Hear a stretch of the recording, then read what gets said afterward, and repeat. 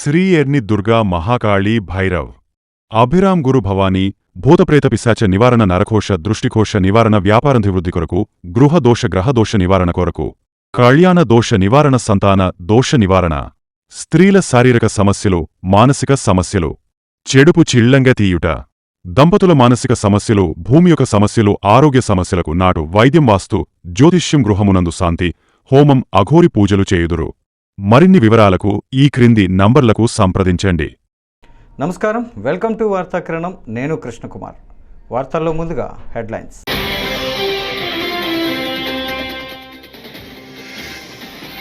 పాఠశాలల్లో మౌలిక సదుపాయాలకు star ratings, మంత్రి లోకేష్.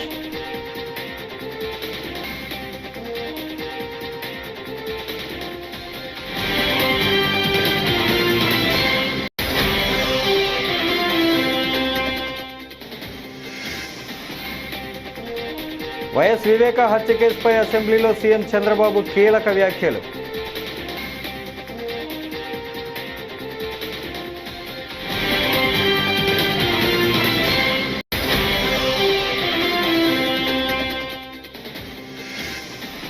ఉచిత ఇసుక విధానంపై ఏపీ శాసన మండలిలో అధికార ప్రతిపక్షాల మధ్య వాడివేడి చర్చ.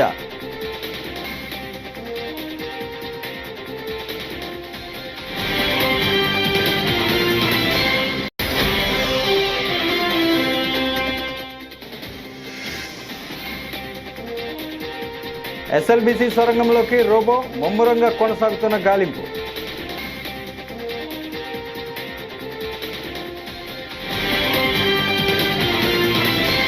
ఇక డీటెయిల్స్ చూస్తే, వైఎస్ వివేక హత్య కేసుపై అసెంబ్లీలో సీఎం చంద్రబాబు కీలక వ్యాఖ్యలు చేశారు. మొదట ఆయన గుండెపోటుతో చనిపోయారని చెబితే తాను కూడా నమ్మానని అన్నారు. సునీత పోస్టుమార్టం చేయాలని అడగకపోయి ఉంటే అంత్యక్రియలు చేసేసి అందరినీ అలాగే నమ్మించేవారని తెలిపారు. నేరస్తులు ఎలా ట్రాప్లో పడతారనేందుకు వివేక హత్య ఒక ఉదాహరణ అని అన్నారు. నారాసుర రక్త చరిత్ర అని తప్పుడు ప్రచారం చేశారని చంద్రబాబు ఆవేదన వ్యక్తం చేశారు. నేను ముఖ్యమంత్రిగా ఉండి 2019లో వివేకానంద రెడ్డి మర్డర్ జరిగింది. తెల్లవారితో వాట్సాప్ మెసేజ్ ఏమని, వివేకానంద రెడ్డి గుండెపోటుతో చనిపోయాడు. ఎలక్షన్ సీజన్, నేను కూడా గుండెపోటు అనుకున్నాను. జనరల్గా నాకు ఎప్పుడు ఏ ఆలోచన వచ్చినా ఏ మెసేజ్ వచ్చినా మళ్ళీ నేను స్టడీ చేస్తూ ఉంటాను. అలాంటిది నేను కూడా ఎలక్షన్లో ఉండి క్యారీ అయ్యాను. నాకు ఒక సీఎంఓ ఉంది, ఒక ఇంటెలిజెన్స్ ఉంది, ఒక డీజీపీ ఉన్నాడు, మా చంద్రరాజ మంత్రి. అప్పుడు అందరం ఉన్నాం. అర్థం కాలేదు, నిజం అనుకున్నాం, నమ్మాం. అంటే నేరస్తులు ఏ విధంగా ట్రాప్లో పెడతారనేదానికి ఇది ఒక ఉదాహరణ దిశ. అంతవరకే చెప్తున్నాను నేను ఈరోజు. అది అయిన తర్వాత మధ్యాహ్నాలకి బిల్డప్ అయింది. సునీత గారు అడిగారు దీన్ని పోస్ట్ మార్టం చేయాలని. సునీత గారు కానీ పోస్ట్ మార్టం అడగకుండా ఉండుంటే క్రిమేషన్ అయిపోయేది. అంటే నేను ఎందుకు ఇవన్నీ చెప్తున్నానంటే, నేరాలు ఘోరాలు చేసే వ్యక్తుల పట్ల ఏ స్థాయి అయిన వాళ్ళైనా సరే మనం అప్రమత్తంగా ఉండకపోతే మాత్రం మనం న్యాయం చేసినట్టు కాదు, మనం కూడా ఇబ్బందులు పడే పరిస్థితి వస్తుంది. ఆ తర్వాత సాయంత్రానికి దిశ ఎప్పుడైతే పోస్ట్ మార్టం చేశారో, ఏ టీవీలో అయితే గుండెపోటని చెప్పారో వాళ్లే సాయంత్రానికి మాట మార్చేసి ఇంతవరకు మా తండ్రి చనిపోయాడు, ఇప్పుడు తండ్రి లేని బిడ్డే కాకుండా చిన్నాన్న ఉంటే ఆ పెద్ద దిక్కు కూడా లేకుండా పోయిందని చెప్తే ప్రజలు నమ్మించే పరిస్థితికి వచ్చారు. రెండో రోజు అధ్యక్ష నా చేతిలో కత్తిపెట్టి నారాసుర రక్త చరిత్రను వేసే పరిస్థితికి వచ్చారు. బాధ కదా, ఆవేదన కలగదా? ఏంటి ఇలాంటి అరాచకాలు చేసి కూడా రాజకీయాలు చేయగలుగుతావనే ధీమా. నా జీవితంలో ఒకటే చెప్తాను దశ, ఎప్పుడు హత్యా రాజకీయాలు మరక అంటకుండా 45 సంవత్సరాల రాజకీయాలు చేశారు. ఎవరైనా హత్యా రాజకీయాలు చేసిన ప్రజాక్షేత్రంలో పోరాడి అలాంటి వ్యక్తుల్ని శాశ్వతంగా రాజకీయాలు లేకుండా చేశాను తప్ప, శిక్షలు బయటకు చేశాను తప్ప, నేను ఎలాంటి పరిస్థితులు కూడా అలాంటి దీనికి దోహదం చేయలేదు. నేను ఎప్పుడూ చెప్పేవాడిని, ఒక హత్య చేయడం అనేది చాలా ప్రమాదం. పోస్ట్ మార్టానికి కారకులైన వ్యక్తులు మీకు కూడా పోస్ట్ మార్టం జరుగుతుంది, జాగ్రత్తగా ఉండమని హెచ్చరించాను. ఈ రోజు ఈ హౌస్ లో కూడా ఎమ్మెల్యేస్కి అందరికీ చెప్తున్నాను, మీ నియోజకవర్గాల్లో లా అండ్ ఆర్డర్ కంట్రోల్ చేయడం మీ బాధ్యత.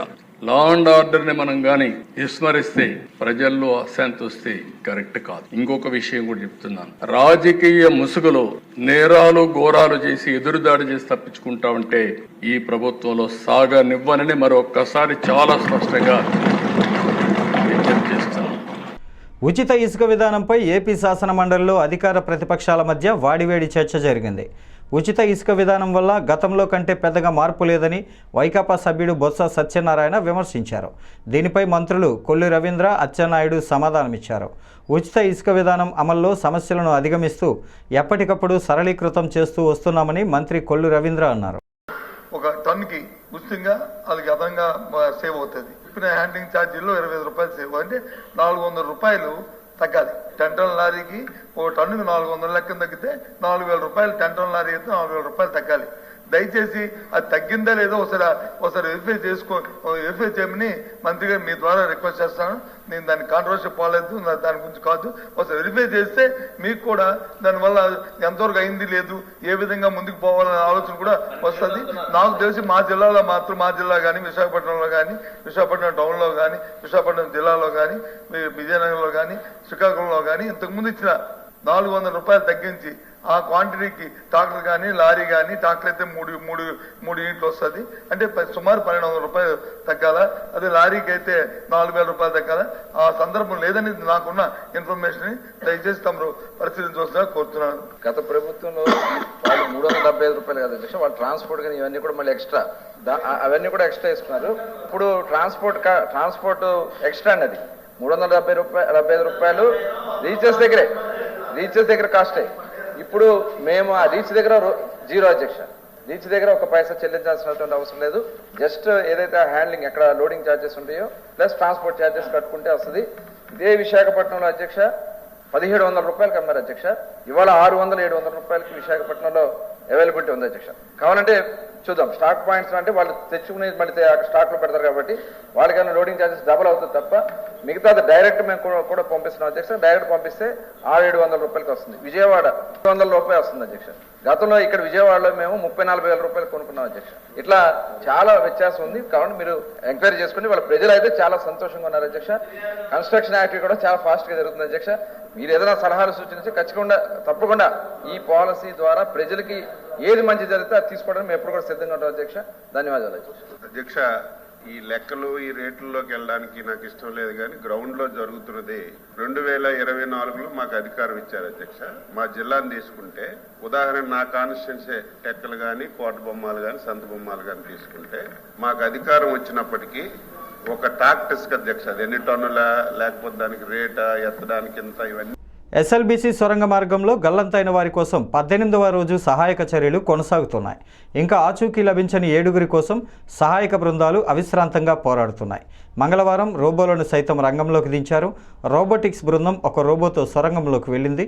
మొదటి షిఫ్టులో 110 మంది రెస్క్యూ టీం టన్నెల్లోకి వెళ్లి గాలిస్తున్నారు.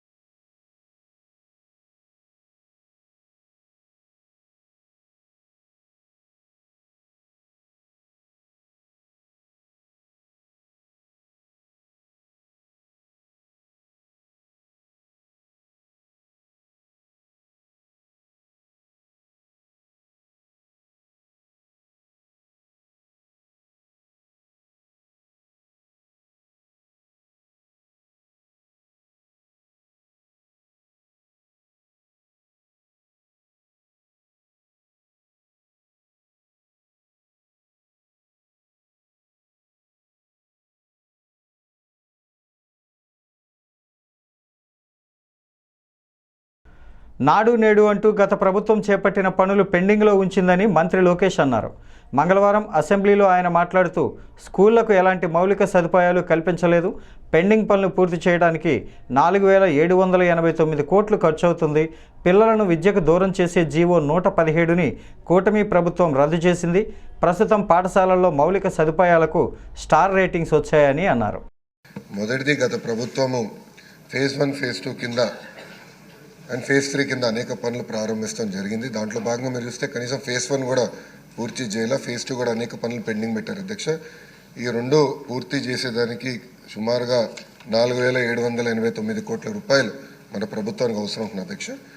ఇదంతా చూసిన తర్వాత ఫస్ట్ నేను అనుకుంది, ఎందుకంటే ఈ కుటుంబీ ప్రభుత్వం ఏర్పడడానికి ప్రధానమైన కారణం కూడా మనం 117 జియో రద్దు చేస్తామని చెప్తాం జరిగింది. ఎందుకంటే విద్య అనేది పిల్లలకి దూరం అవుతుంది, మళ్ళీ ప్రాథమిక విద్య తీసుకురావాలనే ఆలోచనతో ఆ ఫోకస్కి వెళ్దామనే లక్ష్యంతో ఉన్నాం అధ్యక్ష. దాంట్లో భాగంగా ముందర జియో 117కి ఆల్టర్నేటివ్ తీసుకురావాలి. అది చూసుకున్న తర్వాత ఎక్కడ ఇన్ఫ్రాస్ట్రక్చర్ అవసరం ఉందో అది బేస్ చేసుకుని ఇన్ఫ్రాస్ట్రక్చర్ బిల్డ్ చేయాలనే లక్ష్యంతో మన ప్రభుత్వం ఉంది అధ్యక్ష. దాంట్లో అధ్యక్ష మీరు చూస్తే ఇన్ఫ్రాస్ట్రక్చర్ కూడా అనేక స్టార్ రేటింగ్లు ఇస్తాం జరిగింది అధ్యక్ష. 0, 1, 2, 3, 4, 5 స్టార్. ఇది ఎందుకు చేసామంటే నేను కూడా వ్యత్యాసం చేశాను. కొన్ని పాఠశాలలో ఇన్ఫ్రాస్ట్రక్చర్ అన్నీ ఉన్నాయి, బెంచులు ఉన్నాయి, టీవీలు ఉన్నాయి, రంగులు ఉన్నాయి. కొన్ని పాఠశాలలో అసలు ఏమి లేవు అధ్యక్ష. అంటే కంప్లీట్ ఎక్స్ట్రీమ్స్ నాకు ఫీల్డ్లో కంపెనీ ఇది కరెక్ట్ కాదని భావించి కొన్ని నిర్ణయాలు తీసుకున్నాం. ఒకటి లీక్ ప్రూఫ్ బిల్డింగ్, అన్నిటికీ పెయింట్ ఉండాలి, ఎలక్ట్రిసిటీ ఉండాలి, ఫంక్షనల్ టాయిలెట్ ఉండాలి, డ్రింకింగ్ వాటర్ ఫెసిలిటీస్ ఉండాలని నిర్ణయం తీసుకున్నాం. దీంట్లో భాగంగా మనం అనేక రేటింగ్ మెకానిజం ఏర్పాటు చేసాం. ఆ రేటింగ్ ఎట్టి చేస్తున్న వివరాలు గౌరవ సభ్యులు కూడా నేను పంపిస్తాను అధ్యక్ష. రాష్ట్రంలో పాడి పరిశ్రమను ప్రైవేట్ డైరీలు భ్రష్టు పట్టిస్తున్న కూటమి సర్కార్ చేష్టలుడిగి చూస్తోందని వైఎస్ఆర్సీపీ డాక్టర్స్ వింగ్ అధ్యక్షుడు మాజీ మంత్రి సీదిరి అప్పలరాజు మండిపడ్డారు. శ్రీకాకుళం వైఎస్ఆర్సీపీ కార్యాలయంలో మీడియాతో మాట్లాడుతూ పాల ధరలు పతనమై పాడి రైతులు ఆక్రందనలు పెడుతున్న కూటమి ప్రభుత్వం నిమ్మకు నీరెత్తినట్లుగా వ్యవహరిస్తోందని ఆగ్రహం వ్యక్తం చేశారు. ప్రైవేటు డైరీల దోపిడీకి ప్రభుత్వం వెన్నుదన్నుగా నిలుస్తోందని ధ్వజమెత్తారు. పాడి రైతులంతా కూడా ఒకరోజు ధర్నా చేయటం జరిగింది.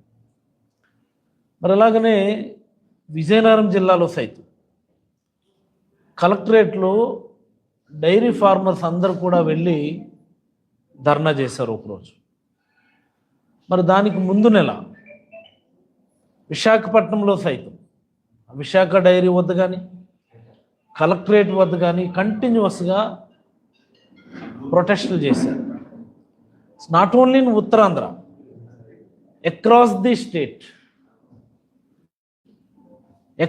state, especially in Rayalaseema districts, Chitturu, Kadapa, even in Prakasham, అన్ని జిల్లాల్లో కూడా కలెక్టరేట్ల వద్ద పాడి రైతులు ధర్నా చేయటం అనేది ఇది ఒక కొత్త ట్రెండ్. ఇది మరి ఇదేదో పాడి రైతులు ఎవరో ప్రొవోకేట్ చేస్తే చేసినటువంటి ధర్నాలు కాదు, లేకపోతే వైఎస్ఆర్ కాంగ్రెస్ పార్టీ ప్రొవోకేట్ చేస్తే జరిగినటువంటి ధర్నాలు కాదు. పాడి రైతుల ఆధ్వర్యంలో జరిగినటువంటి ధర్నాలు. అండ్ మోస్ట్ ఇంపార్టెంట్, మీకు ఒక క్లిప్పింగ్ ఈనాడు వాళ్ళు రాసింది నేను మీకు చూపిస్తాను. ఈనాడు ఫిబ్రవరి 7వ తేదీ ఈనాడు డాటెట్లో పాలకుండ ఒలుకుతోంది. This is the title. పాలకుండ ఒలుకుతోంది. ఈనాడులో రాసినటువంటి వార్త ఫిబ్రవరి 7వ తేదీ. మరి వీటన్నిటి దరిమిలా గతంలో మా నాయకుడు ఆంధ్రప్రదేశ్ రాష్ట్ర మాజీ ముఖ్యమంత్రి గారు శ్రీ వైఎస్ జగన్మోహన్ రెడ్డి గారు ప్రతిపక్షంలో ఉన్నప్పుడు కూడా ఆంధ్రప్రదేశ్ ముఖ్యమంత్రి చంద్రబాబు అధ్యక్షతన మంగళవారం అమరావతిలో సిఆర్డీఏ సమావేశం జరిగింది. ఈ సమావేశంలో పలు కీలక అంశాలకు ఆమోదం లభించింది. 40,000 కోట్ల విలువైన రాజధాని నిర్మాణ పనులకు సిఆర్డీఏ సమావేశంలో ఆమోదం తెలిపారు. కాంట్రాక్టు ఏజెన్సీలకు లెటర్ ఆఫ్ అగ్రిమెంట్ ఇవ్వాలని నిర్ణయం తీసుకున్నారు. లెటర్ ఆఫ్ అగ్రిమెంట్ పూర్తయ్యాక రాజధాని అమరావతిలో నిర్మాణ పనులు ప్రారంభం కానున్నాయి.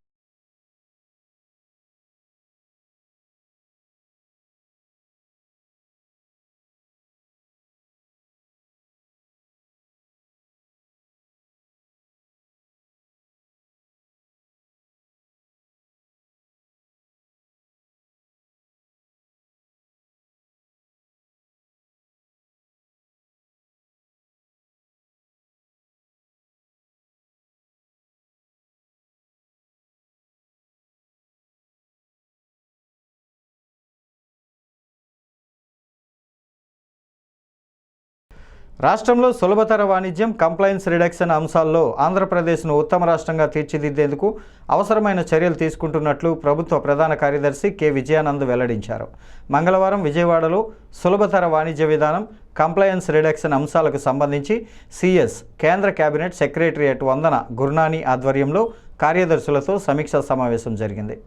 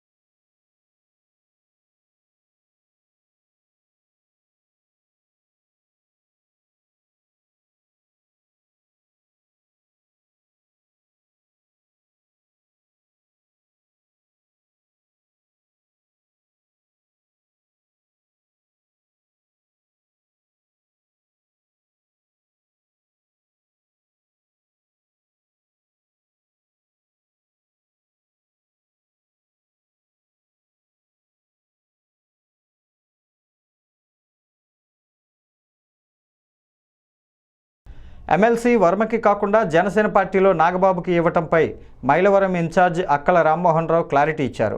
వర్మకు నాగబాబుకు సంబంధం లేదని, ఈయన టీడీపీ, ఆయన జనసేన. నాగబాబు గతంలో పార్టీ కోసం త్యాగం చేశాడు. మరో 28 ఎమ్మెల్సీలు సంవత్సరంలో ఖాళీ అవ్వబోతున్నాయి. అప్పుడు ఖచ్చితంగా అవకాశం ఉంటుందని అన్నారు. తెనాలిలో కూడా నాదెండ్ల మనోహర్ కోసం రాజా సీటు త్యాగం చేశారు. అలాంటి వాళ్ళందరికీ న్యాయం జరుగుతుందని తెలిపారు. పవన్ కళ్యాణ్ గారే చెప్పారు. తర్వాత చంద్రబాబు నాయుడు గారు ఆయనకి ఎమ్మెల్సీ ఇచ్చి ఆయనకి గౌరవిస్తామని చెప్పారు. అయితే ఆ పదం ఎక్కడ ఆయన అనౌన్స్ చేయలేదు. చంద్రబాబు గారు చెప్పారు, అనౌన్స్ చేయలేదు. చంద్రబాబు గారు చెప్పారు. ప్రజలు అనుకున్నారు ఆయనకి ఎమ్మెల్సీ ఇస్తారని. ఆ వీడియో ఉంది, చంద్రబాబు గారు చెప్పింది ఎమ్మెల్సీ ఇస్తామన్నారు, ఆయన గౌరవిస్తామన్నారు. కానీ ఇవ్వలేదు. ఓకే, మాట తప్పారా లేదా? లేదండి. ఎట్లా ఇప్పుడు మీరు ఎట్లా అనుకున్నారు మాట తప్పారని? పవన్ కళ్యాణ్ గారు సీట్ త్యాగం చేశారు, ఆయన న్యాయం చేస్తామని చెప్పి ఆయనకి ఇవ్వకుండా, ఎమ్మెల్సీ ఇవ్వకుండా నాగబాబు గారికి ఇచ్చారని చెప్పి ఒక విమర్శ ఉంటుంది. ఆయన డబ్బులు ఇచ్చారని చెప్పేసి దీని మీద మీరేం సమాధానం చెప్తారు? వర్మ గారు టీడీపీ పార్టీకి సంబంధించిన వ్యక్తి, నాగబాబు గారు జనసేన పార్టీకి సంబంధించి. ఈయనకి ఆయనకి అసలు సంబంధం లేదు.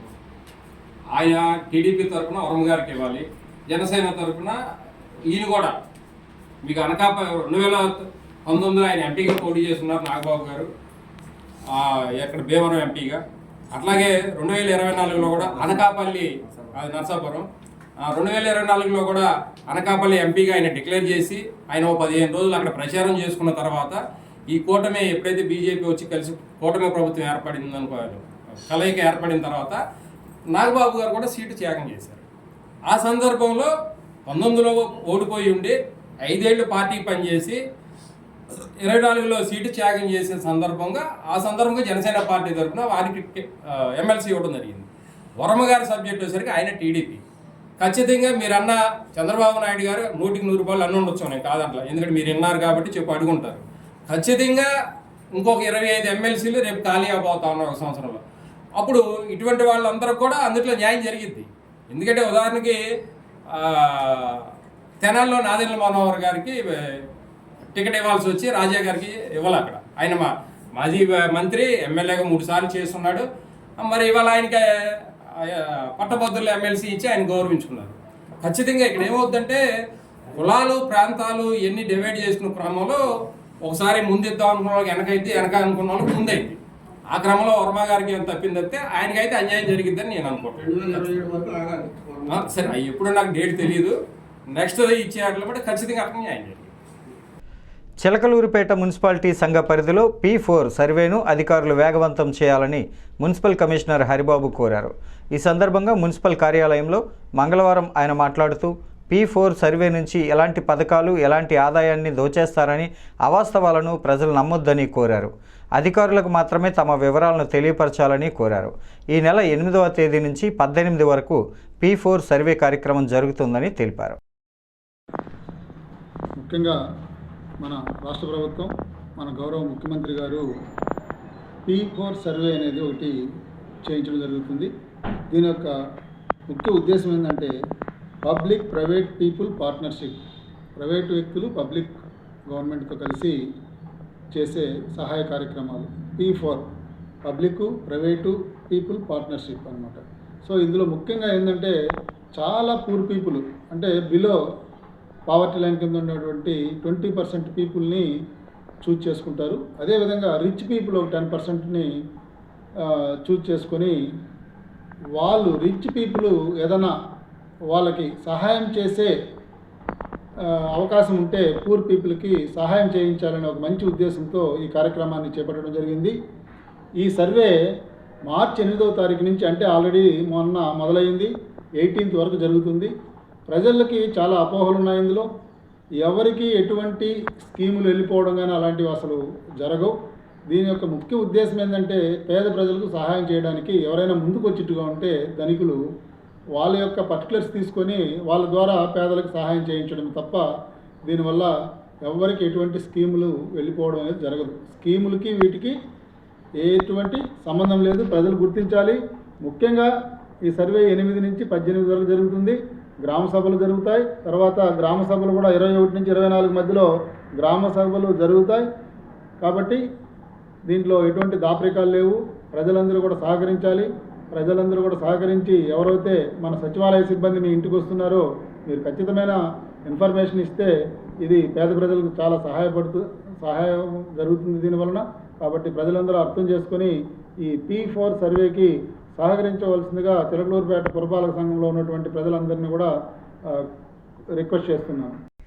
కొరిసపాడు మండలంలోని బీసీ, ఈబీసీ కులాలకు చెందిన అర్హులైన లబ్ధిదారులు కార్పొరేషన్ రుణాలకు దరఖాస్తు చేసుకోవాలని ఎండీఓ రాజ్యలక్ష్మి మంగళవారం తెలిపారు.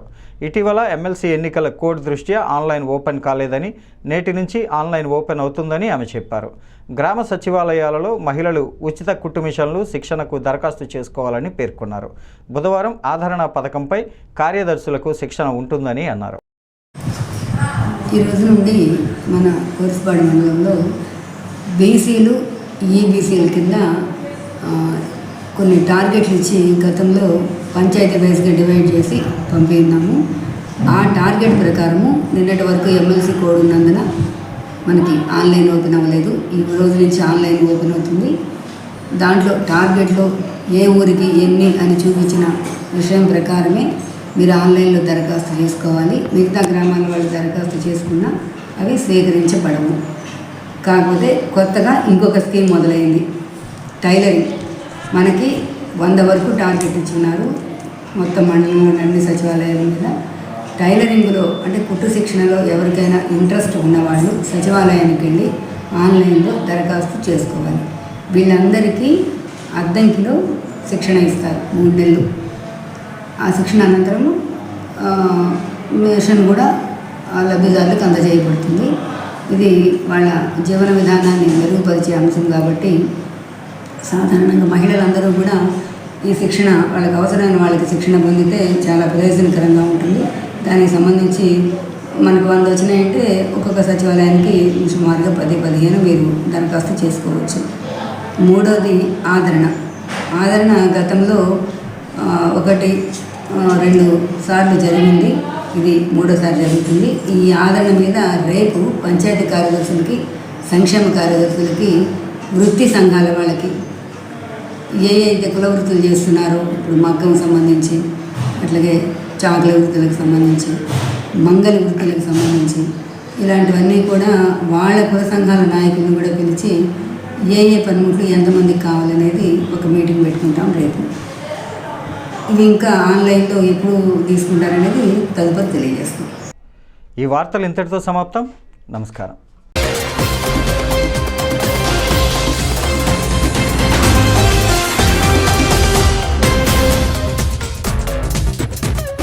శ్రీ ఎర్ని దుర్గా మహాకాళీ భైరవ్ అభిరామ్ గురు భవానీ భూతప్రేత పిశాచ నివారణ నరకోశ దృష్టికోశ నివారణ వ్యాపారాభివృద్ధి కొరకు గృహదోష గ్రహదోష నివారణ కొరకు కళ్యాణ దోష నివారణ సంతాన దోష నివారణ స్త్రీల శారీరక సమస్యలు మానసిక సమస్యలు చెడుపు చిళ్లంగా తీయుట దంపతుల మానసిక సమస్యలు భూమి యొక్క సమస్యలు ఆరోగ్య సమస్యలకు నాటు వైద్యం వాస్తు జ్యోతిష్యం గృహమునందు శాంతి హోమం అఘోరి పూజలు చేయుదురు. మరిన్ని వివరాలకు ఈ క్రింది నంబర్లకు సంప్రదించండి.